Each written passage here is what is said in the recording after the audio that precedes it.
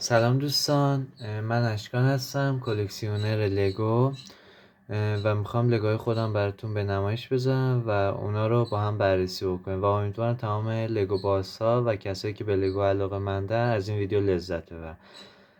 اولین لگویی که من میخوام براتون بررسی کنم و اولین ویدیویی هست که در کانالم میخوام براتون گذاشتم، لگوی ایندومینوس هست که امیدوارم درست تلفظ کرده باشم، که این لگو دارای 10 قطعه است و دم و سر و دهن و مچای دست و پاهاش متحرکن که الان میریم با هم بررسی کنیم و زیاد وقتتون رو نمیگیرم.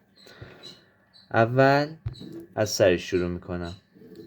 این لگو سرش بالا پایین میشه. اول بذارید من دهنشو ببندم. سرش به بالا میره، به پایینم میاد. قابلیت چرخش 360 درجه رو داره.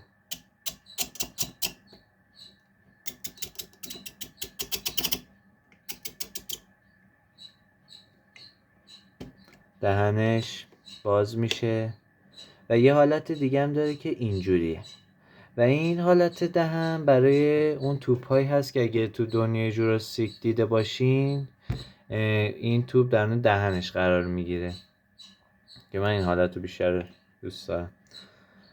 و به حالا سراغ دستاشیم. دستاش متحرکن، مچ دستشون هم همینطور. یکم سفته، بخاطر این سخته ولی بازم حرکت میکنن. مچ دستشون متحرکه. میریم سراغ پاش. پای دایناسور به این شکل.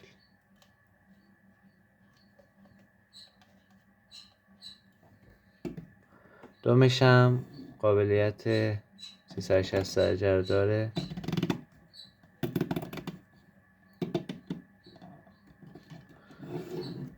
و قابلیت خیلی باحالی که این لگو داره، آدمه که لگو میتونه توی دستش و دهنش قرار میگیره به این شکل.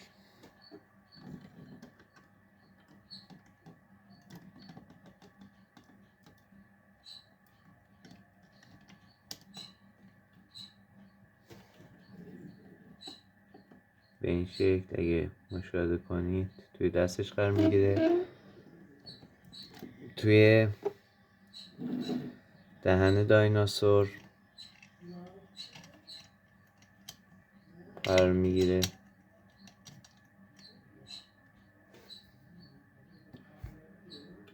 و ارتفاع این دایناسور 17 سانتی متر است و طولش 28 سانتی متر. و یک عدد تخم دایناسور هم این ایندومینوس داره و چیز بسیار زیبایی که داره، نقاشی بسیار زیباش است که من از دوربین رو میبرم جلوتر، میبینم قشنگتر فیلم میگیرم.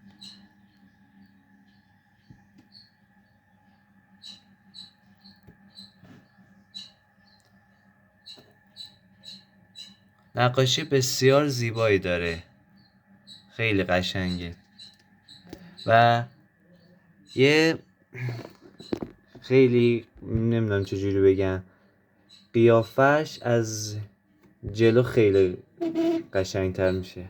من یکم دوربین بیارم اینورتر. قیافش یکم رخ ترسناکشو نمیتونه نشون بده بازم از این زاویه.